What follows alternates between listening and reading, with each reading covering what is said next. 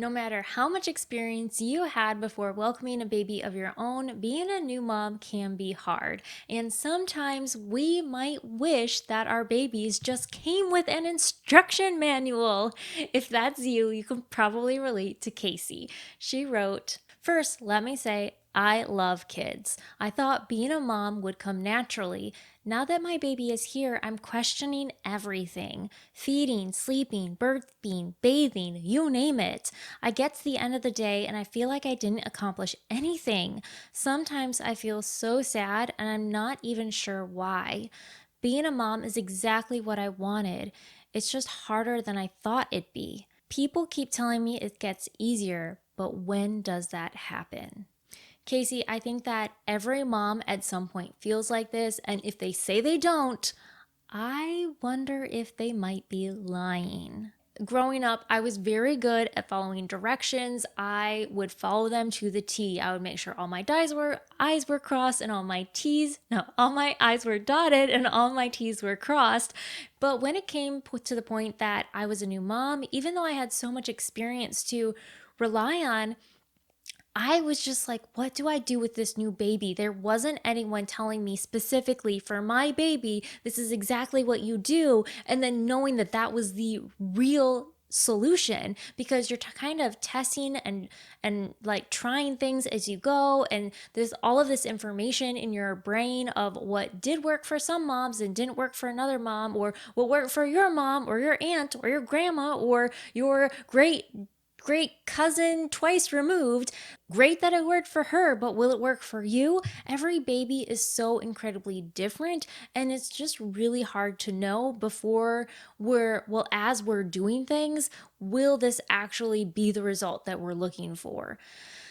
So, what do we do in that situation? Well, before we dive into today's topic, if this is the first time that we're hanging out, my name is Brianna. I'm a fellow mom and a money coach, and here we talk about all things money and real life from moms for moms just like you. I would like to invite you to join into today's conversation and drop any of your questions, comments, or experiences in the thoughts for Cassie or any other mom that happens to come across this episode. But with that, let's go ahead and dive into today's topic. I think that a lot of moms can relate to your experience. So today I thought we would do something a little bit different with the structure of our podcast. And I'm going to walk through what you wrote and then provide some of my own experience. And just keep in mind, like, I am just another mom. I'm not an expert here, but I do hope that in the end of this episode, you leave feeling at least some sort of encouragement and feeling heard, because you're not the only mom that has experienced this. So, the first thing that you said is, I love kids. I thought being a mom would come naturally. So, as a mom me being a mom, having had several siblings of my own, like I grew up with I was one of the eldest in my family, so I was around all of the changing of the diapers and all of the parenting and the mothering. And even though like I wasn't the mom and I wasn't in the role of mom, like there's still a certain you know you as a young kid, you kind of pick up on some techniques of like, oh, babies can do this or toddlers can't do that, based off of being around kids that age for the majority of your life. And even when, my siblings were, grown and gone and kind of out of that whole stage where they need, a sibling to watch over them, I would still participate in like my church's nursery or my church's kids groups, where like I was like, oh, I've got this. I've got all the experience. Kids aren't hard. Kids are great. Like, I can't wait to be a mom. And I really truly felt that. Like, I was like, I'm going to thrive at being a mom. I'm going to be a rock star at this. So, even though you may feel that way going into your motherhood experience, you can get into motherhood and then all of a sudden feel like, I have no idea what to do for my own child. So, the other thing that you had said is, now that my baby is here, I'm questioning everything. I think it's very normal to be second guessing every decision, because that was my own experience. Even though I felt like, okay, I should know how to birth a baby, I know how to swaddle a baby, I know how to change a diaper. Yet there would be certain situations where I would be in and I'd be, sitting there burping my baby, and yet they're still fussing and screaming, and something doesn't quite seem right. Like I'm doing all the things that I know to do, but sitting there not getting the outcome that I'm expecting, because as a kid, when you're around other people's children, there you have a very narrow, limited experience of what it's like being a mom. And if something is going horribly wrong, like if you're babysitting someone else's kids, it's so easy just to call them up and you're instantly relieved. Like their parents are going to come in and take over the situation. Well, when you are now the mom, you are the parent, and it's up to you to kind of figure out, what do I need to do to help solve the problem for my baby? And sometimes it's this whole situation where we, in a way, need to become scientists. Like it doesn't feel like this when we're in the moment, okay? But when, as a scientist, they're evaluating the experiment that they just did and then checking the outcome of what that experience was. So we almost need to kind of become an expert, a scientist expert on what will work for our baby. And in the situations where new variables are introduced into the environment, into the experience, it's going to change the outcome of that experiment. And we as parents have to identify, okay, if this worked in the past for my baby, there's a new variable involved, and something now in this system, in the steps that I'm doing before that worked, it's not working. So now we have to figure out and become a detective of figuring out, what is that new variable and how can I solve that for that new variable. And as a mom, it can be very exhausting because with the lack of sleep, we're not using all of our logical receptors to figure that out. Like it's our emotions are running high. We may not know all of the different variables involved because we have clouded judgment, and also like we're not trained to think in this way. And I'm not saying that we need to, but I'm just trying to help you and help the other moms listening know, like, okay, this is not an unusual experience because of all of the things that we go through as new moms. Another factor really clouding our judgment and the judgment that we have on ourselves, like we can be really harsh to whether or not we feel like we're failing or we're not failing as moms, is all of the previous moms around us, all of their experience and advice. And most of them come from very good, like helpful places. And I think I think that this is very interesting from a cultural standpoint where things change generationally. So if we think just about the fact of like sleep, for example. So in previous generations, it was the norm for babies to sleep with their parents. And then skip forward a couple of generations and now like when I was growing up and I was a baby, it was normal that babies slept on their stomachs. Like that was the safe way to put them to sleep. And then like a few decades later, I think, again, not an expert, just a mom here, they were like, the whole thing was like, oh, you need to lay the baby on the side. The side is the safest place for your baby to sleep. And don't let your baby roll to its back. And don't let your baby roll to its stomach. It needs to be on the side. And then now with my generation, it's like, oh, don't put your baby to sleep any other way. They have to be laid on their back. And as new moms, like we may be hearing all these different experiences from previous generations before us and also other moms around us of like, okay, this is what I did for my baby and this is what I did and this is what you need to do. Yet when we get in this experience of being moms ourselves, if we have like 7 different options of pieces of advice that we're trying to determine which of those 7 is going to solve the current situation that we're in this moment when our baby is crying and fussing and crazy and we have lack of sleep, all the things, and we are simply trying to figure out like, okay, how do I put my baby to sleep and why isn't it working? And is there a different way that I should be doing this? And not necessarily with sleep, but like with everything, like with the burping, with the bathing, like some things that you think that you know, like how to put on a diaper, and you get there and like, I kid you not, I've changed thousands of diapers in my life, probably leading up to the point that I had my first son. And I got the first diaper and I was just like, wait. And even after changing several of his own diapers, there would be times when I would like grab the new diaper from a new package or a new brand and look at it and have to be like, which side is the front here? I know which side is the front, right? I have all of this experience, but still in that moment, it's just like, what am I doing?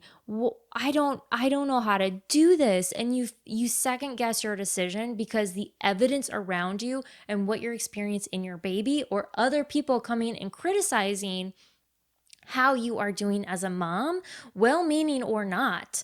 They may not intend to be criticizing, but we can sometimes in our wounded mom heart, where we are second guessing our own selves, like our emotional state. And if we hear someone else not like give us feedback, even if they don't mean it critically in a like negative critically manner, but only even if it was just to like relate to us, our heart takes it as, wow, that hurt. I don't know what I'm doing. They are judging me. I'm a bad mom.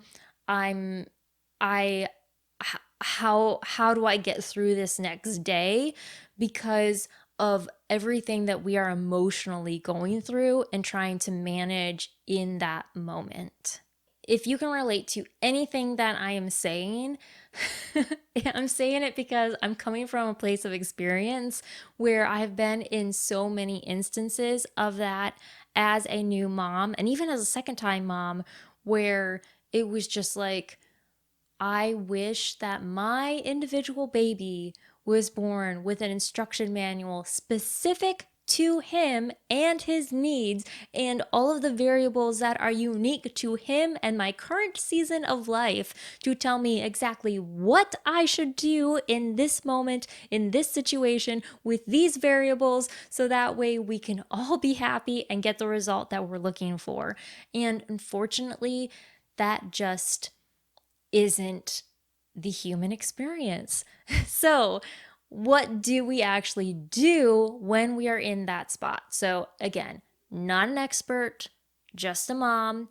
So, I definitely don't want you to leave our conversation today feeling like this is just another opinion swirling around in your head that makes you question anything that you're doing. So if you're there and you're just like, I got everything that I need, everything that I needed to hear, I'm understanding where I'm at, great. Like, this is a great spot to stop the episode. But if you're still here and you want to hear some things that actually helped me, then continue listening. But again, I don't want this episode to cause more harm for you in the very challenging place and situation that you are now. I want it to be helpful. So I'm assuming that you want to proceed. So here are a couple of things that worked for me. The first one is routine. So I really wanted to establish a routine for me and my baby right away after my baby was born, for a couple of things. Like, I am a creature of habit. I like to have a very steady, stable environment. I like my routines. I like to know what to expect. I really hate surprises. Like, I know, I just like I'm just like no fun. But this makes me feel safe and secure and helps me personally feel like, oh, I can thrive in this environment because I know which variables are going to come up and I know exactly how to respond and address those variables. Like, if you couldn't tell, this is one of the reasons why I wear almost the exact same thing in every single video or podcast, if you are watching on YouTube, is because when I come to, and you probably don't even care about this, when I come to record, I know, okay, this is what I'm going to wear. This is what I'm going to look like. Like, it's one less barrier for me to being able to accomplish what it is that I'm set out to do in a season of life as a mom where I have a ton of things already going on. So, this is why I say, like, if a routine is helpful for you, then definitely work towards figuring out that routine, that structure. And it does not, when you think of routine, it does not have to be like, oh, exactly at this time we do this and exactly at this time we do that. Like, when you're a new mom, and especially in motherhood, I like to think of it less, this is our schedule, but more as a rhythm. This is the structure of the day. So every day we wake up and we do these activities in this system or this order, but not necessarily at this specific time every day. But this is the sequence of events to establish our routine. So, another reason why I thought that this was so helpful for me, which is why I'm kind of like recommending you evaluate if it's best for you, is that I also was going to be returning to work at the end of my 12-week maternity leave. And I wanted to make sure that I could rely on the fact that I know, like, okay, this is my son's wake window, this is his, like typical eating time frame, then I can very easily plan and schedule all of my breaks to feed and nurse him. I can schedule my lunch to make sure that I have time to feed him and interact with him. So having all of those opportunities, and also for me prior to going back to work, I would know, like, okay, this is when he's resting. Okay, can I just say it did not help ever saying the fact of like, oh, rest when the baby rests, because that's when we're trying to eat and get anything else done that we need to do. That just was not helpful for me, but hopefully it is for you if you're hearing that, because people will say that all the time. Now, if you're like, well, this sounds great, but I don't really know where to start with establishing a routine, there was one resource that I did find super helpful, and it's also a little bit controversial. So just like know that going into it. It was the book called Becoming Baby Wise. I'll link it in the resources of this episode. Now, there's a lot in there that I kind of like perused over or I read, and I was like, I'm not so sure about this. But the things that I found super helpful for me was establishing that when they're this age, this is their wake window and this is their sleep window. So I could take in the book, they do say, okay, this is a specific time. Like babies wake up at 7 and then they feed at 7:20, and then they play from like 7:30 to 7:40, and then they're back to nap at 8. And this may not be accurate at all. I'm just using this as an example. Okay. So if you're listening, and then I would take that structure, that routine, and then I could say like, okay, well, we're normally naturally waking up at 6, or we're normally naturally waking up at 8, or I'm going to start our day at 7:30. And so if the first window of like feeding is from 7:30 to 7:40, or in the book it's like, you understand what I'm saying. Like if it's a 10-minute window, then our wake window to feed is going to be from 7:30 to 7:40. And then I would adjust the time frames up based off of how old my baby was and the schedules that were specifically documented in the book. And for me, that really helped me feel like I had some sense of normalcy, and also, dare I say, control over the situation, because so many other variables were outside of my control. And for me, knowing like the way I function best in the world is having that routine, feeling that safety and security of knowing like, okay, this is what I can expect in the day. This is very stable. My environment feels very secure. Having this specific structure for my baby made me feel very secure and confident as a mom, because I knew what to expect for my baby.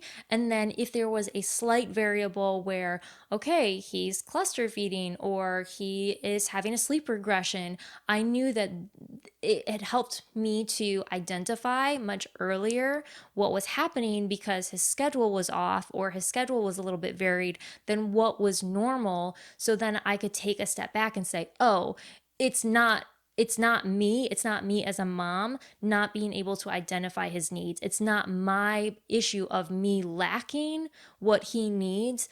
I'm able to step out emotionally from this problem and look at it very logically and say, okay, he normally sleeps from this time to this time, but he's sleeping longer.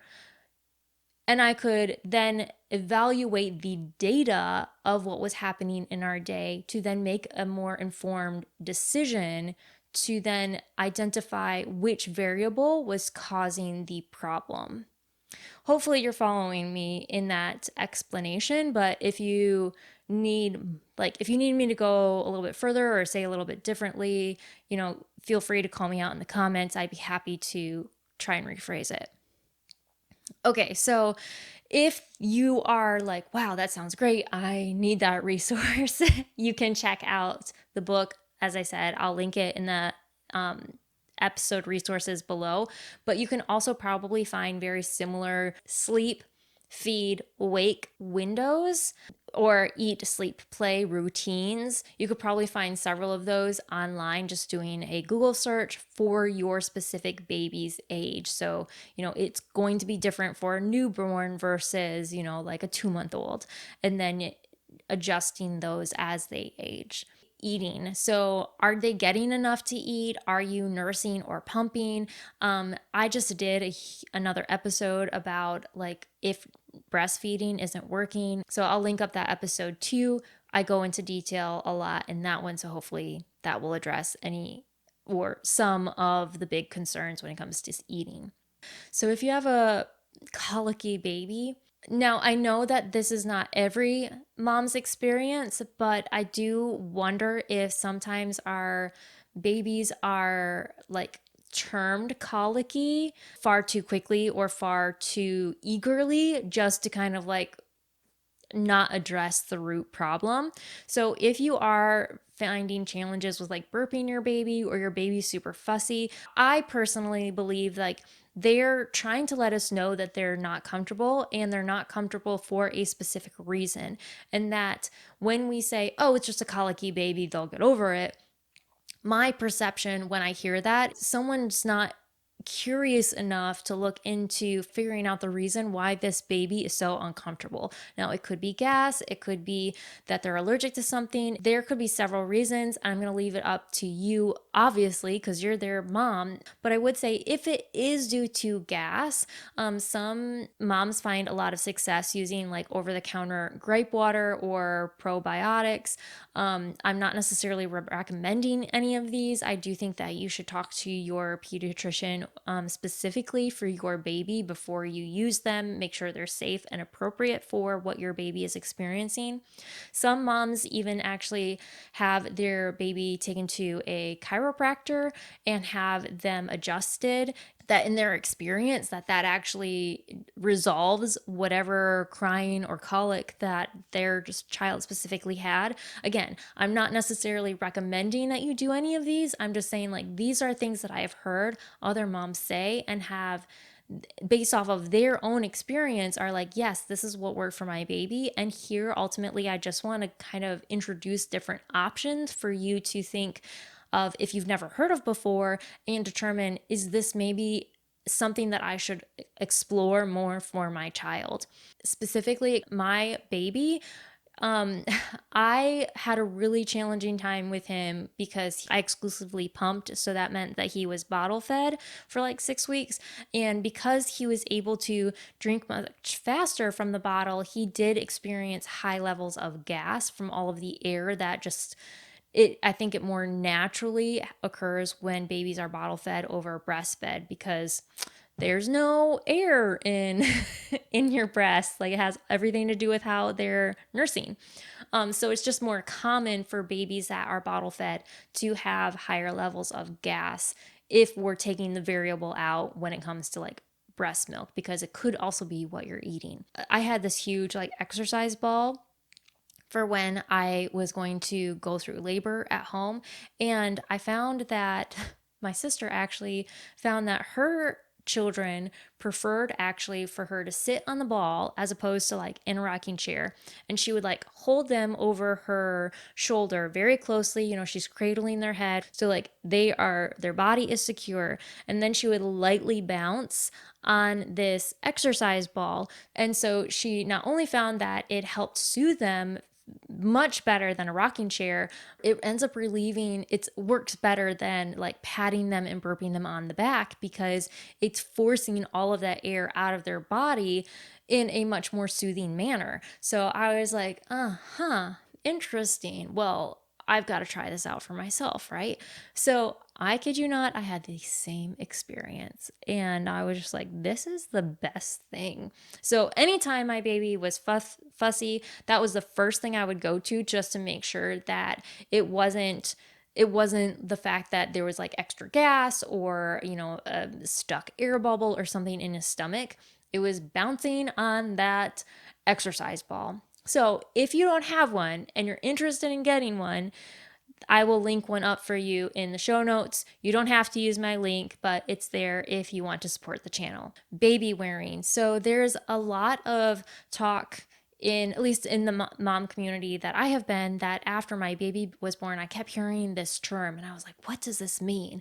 And that term is called the fourth trimester. So the fourth trimester essentially is where your baby is going to be the most clingy. Like your baby grew inside your body for 3 trimesters. I was about to say 3 months and I was like, Brianna, no, that's not right. Make sure you say it correctly. After your baby is born, all of a sudden we're now detached from our babies is not normal. Some moms, they feel this fourth trimester experience very differently than other moms based off of how like attached their baby is. So some moms are just to the point where they're like, okay, during the first 3 months of our baby's life, I'm just going to expect to baby wear or to, be very close by to my baby. There's just like this like natural propensity to be much closer together, whether even if it's not physically where you're baby wearing all the time, but where you are very physically near to your child while they adapt to the life and the world around them, because their whole world up to this point has been inside of you. I did not like baby wearing. I had a C-section and it was really challenging for me at first, but I did find on certain days when he was just more clingy, and naturally so, like and especially if your baby's not really feeling well. I was not comfortable trying to figure out how does this whole Moby wrap kind of sling work. And everyone has a different opinion on what they like best, but I personally found that I felt most secure using like a baby harness where the baby was clipped in. I therefore know that I'm not putting him in there too tight. And if he is too tight, I can very easily adjust one strap versus another, instead of having to like take him off and rewrap him, and this, fear of, will I drop him if I try to put him in a sling? So if you haven't considered baby wearing and that idea sounds interesting to you, definitely kind of consider that, and hopefully you find success in that too, because I know that can be a really great option for some moms that have found that incredibly helpful. Cassie, the other thing you said is, I get to the end of the day and I feel like I didn't accomplish anything. Yes. As new moms, I think this is just like the reality of every day. And you'll see, I sometimes see and recall seeing like different memes of like, oh, if you were both fed and loved and clothed, you've accomplished everything that you needed to do that day. Okay, well, I had this really naive thought because, again, I was expecting to be like the world's best mom as soon as I became one, that I would have everything figured out and would have no questions. So in my mind, I had this expectation of myself like, oh, maternity leave is going to be like vacation. I'm going to get so much done. I'm going to be able to clean my house. I'm going to be able to like landscape and garden and weed and make all of these homemade meals for when I return to work and stock my freezer. And it's going to be great. It's going to rock. I'm going to go on walks all the time with my baby. Like, just you wait. No, it was not like that at all, okay? I got to the point where I realized that I needed to identify 3 things that I needed to accomplish every day just to say, like, I did something for me. So my 3 things were, are you ready? It's pretty pathetic. I needed to put on a bra as soon as I woke up. I needed to put on deodorant, and I needed to brush my teeth.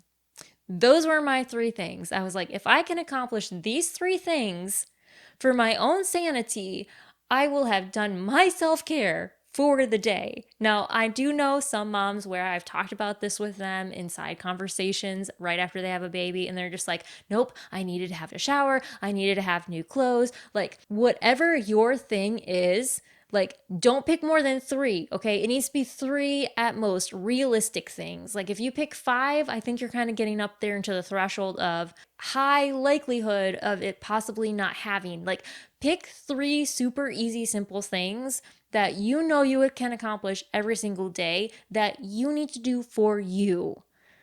Because those three things only served me. I mean, they probably also served my family too, because no one wants their mom walking around with like morning breath all day. Um, but I know that I can accomplish these three things. And if he's fussing in the crib, like it'll be fine. He'll be fine for 2 minutes while I go and put on a bra and put on deodorant, and I'll brush my teeth as soon as I'm done nursing him, or giving him his first bottle or something. Pick something for you that is just for you, that you're like, okay, even if I didn't accomplish anything else on this fantasized list of what I'm going to be as a new mom, like this is the bare minimum that I need to do for me. So that way you feel like you accomplished something. Like it was a good day when I was like, okay, all of us are fed. He has a clean diaper and I've done my three things. Now I can go to bed. I realized in this newborn stage where I was like eating a meal after I had probably like warmed it up like 2 times. I like my food very extreme temperatures. So if it's supposed to be hot, it needs to be very hot. If it's supposed to be cold, it needs to be very cold. I do not like the in between. And I was staring at it and I was just like, I don't have the energy to go put this back in the microwave and wait for it to warm up. I am never going to eat a hot meal again. It's never going to happen. Like, there goes that whole entire existence of my life. I have accomplished making a meal, even if it just came out of the fridge. Like, it was like, at least it's warm, right? At least it's warm, and I have accomplished making dinner, even if it's leftovers. I just had to let that go. And guess what? I now am at the stage of life, finally, where I'm like, I can eat cold food that's supposed to be cold, and I can eat warm food that's supposed to be hot. And life is great. And very rarely do I ever have to put my food back into the microwave. It's glorious. You will get there, I promise. The season is short, and if you can get through this season, there is something innately in us as moms that drive us to do some of the hardest things in life. You will surprise yourself when you come out on the other side. You will get there. You can do this. So another thing that you said is, sometimes I feel so sad and I'm not even sure why. So just going to preface this again. I'm not a doctor. Okay. I'm not giving you medical advice, but I do want to bring some awareness, is that there are several different medical things that could be going on, such as baby blues, postpartum depression, which there thankfully is a lot more awareness about that going on. You can also experience mom rage, high anxiety, exhaustion, like our hormones are going crazy. You may not be yourself. And there's also something called delayed or late postpartum depression that could also be referred to as postnatal depression. And it's not just moms that get this, dads can get this too. So I would just really, really please, I just want to encourage you to seek out a medical provider and make sure you're talking about this with them. Okay. Like, I think that thankfully because it is becoming, people are becoming more aware of this and the taboo is being taken out of this topic. People and moms specifically are able to get more help, but even if you may not necessarily be like scoring on as on a postpartum depression scale as needing medical assistance, please advocate for yourself and let your doctor know. And if you feel like you need help, please advocate for yourself in that doctor's office and even talk to a different medical provider if you're feeling like you need help and your doctor's not listening to you. Now, I will link up some resources that will allow you to take a postpartum depression screening or test, and also an article on postnatal depression. So that way, because this is a little less known and people are less aware of it, I do want to give you a resource if you are interested in that topic and finding out more. So those will all be in the episode resources. A few things that I did find were helpful for me, because I did question whether or not I was experiencing postpartum depression. And again, even though I'd never scored for it, and even though my doctor evaluated me for it, like, I'm not a medical provider, so I don't know if it was like postpartum depression or if it would be more so considered baby blues, but I was just in a really sad state and just exhausted and drained. So it's just hard. I found out that I personally, and okay, this is the crazy thing, is I didn't find this out until like recently. So like even as recently as like this last year, that I need sunlight. Okay. I like to think of myself now as a plant where even if I'm seeing sun outside and even if I have sun coming in through the windows, if sun is not specifically getting and landing on my skin for at least 10 to 15 minutes a day for several days in a row, I can start feeling really depressed and just sad and down and yeah, just sad. And I found for me that when I start feeling this way, like I was like, I think I need sun. And I would start taking my coffee cup and I'd go sit on our front porch and I would sit in the sun. And even if it's just my face and my hands, like just being in the sun, and maybe it was just like a change in environment and being outside and being in the fresh air, I felt so much better. I was like, okay, I'm feeling revitalized. And so that's why I say, like, I think of myself now as a plant. Like, I'm going to wilt and fall apart if I am away from a window, not even just a window, but from sunlight. And I'm very thankful that where I work, I'm actually one of my office is like one of the sunniest offices in the building, and my desk is actually right up against the window. So every morning the sun comes in and I open the shades and there's this huge awful glare on my computer. And I sit in the sun and I'm just like, I know that I need this. I know that I need this. So I think that has been really, like, this is just something that I've recognized even now, not being a new mom, and realizing like this is something that I need for me just to feel normal. So you might be a plant and you might need sun and fresh air, and not just from looking out your window. You might actually need to go and sit in the sun for a few minutes as often as you can, right? So, like, I can go the weekend and not be outside, but by Monday, I know I need to sit back in the sun. And I know other people are like this too, right? That's why there's this whole invention of like sun lamps and different vitamins you can take over the counter to help almost to help as though you were like out in the sun for much more colder or cloudy climates. So consider if that might be a factor or if that might be something that's helpful for you. Okay, Cassie, the other thing you said was being a mom is exactly what I wanted. It's just harder than I thought it'd be. People keep telling me it gets easier, but when does that happen?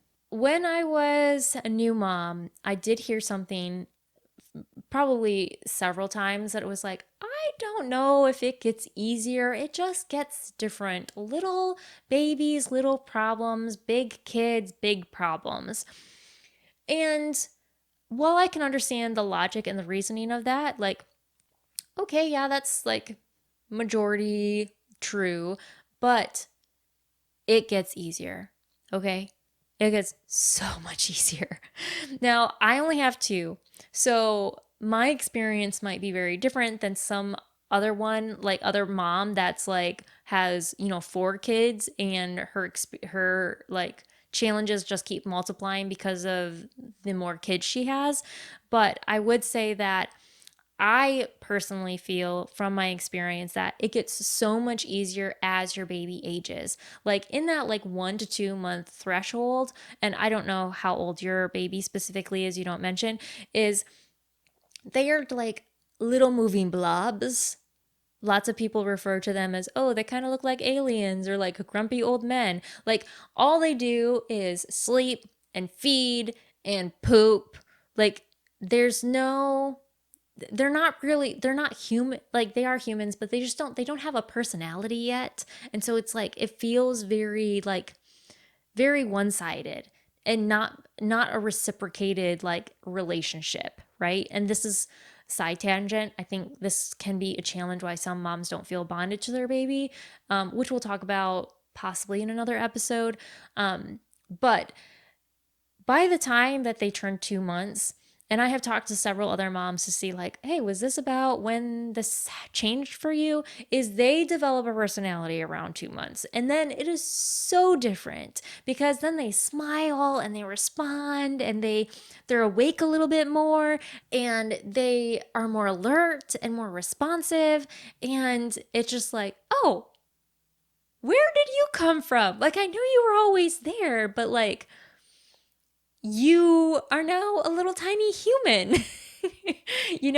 There's and because of their ability to respond and react to you, it doesn't feel so soul sucking anymore. And that word does sound very negative, but I just mean like you are finally getting something back from them to know like, okay, what I'm doing is being appreciated, even if all they do is like smile at you. Like having a little baby look up at you and just like know that you are their entire world and they recognize that is amazing. So if you're not there yet, that makes a huge difference. And now, as they get older, there are different challenges. Like when you get into the toddler years, like some moms and even I would sometimes say like, "Oh, remember when you were a baby and all I had to do was feed you with a bottle or nurse you, and now that you're a toddler, we've got to like do 3 meals and there's this huge mess to clean up after you're in your high chair, and what if you don't want to eat what I cooked you?" And like, and oh my goodness, I've got to baby proof the house because you're touching everything. Like it does get harder as they get more mobile and more independent. But I feel like I'm in a nice little sweet spot with my 6-year-old and 4-year-old where I'm just like, this is great. They can play independently, like they can follow directions. They know roughly the rules and the rhythms of our household. Like this is awesome. So it does change, and I do feel like it does get easier. And I have heard from other moms much more senior in my position that there will be seasons of your life, thankfully, where it's like, okay, this season is really hard for the circumstances that we're in, and then it's like, oh, this season is really nice and really easy, and then you might go into another really hard season, like. And for the women and the moms that experience like, wow, this is a hard season, followed by this is a hard season, and this is a hard season, and this is a hard season, and does it ever end? Like, we need to really rally around those women and give those moms as much support as we possibly can. And I do hope that you find that here. Find your community, even if it's not here with us. Like, I think that we need to have that in our life in some form, somewhere where we feel validated and we feel heard and we feel like there's other moms here that aren't judging me but have my back because they understand the experience that I have gone through.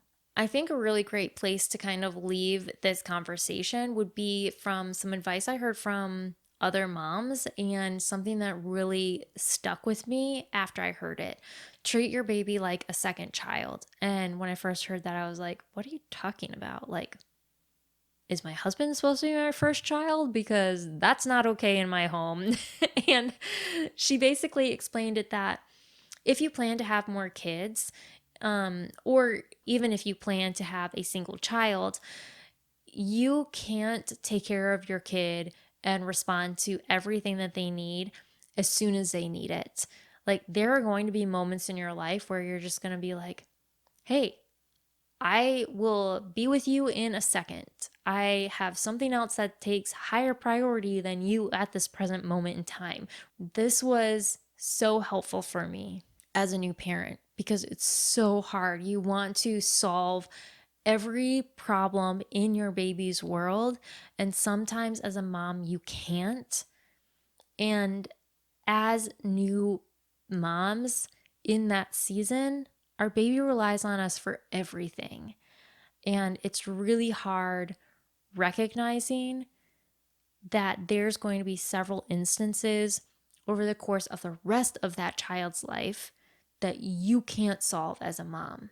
Now, this is not I'm not advocating in any way that you neglect your child, okay?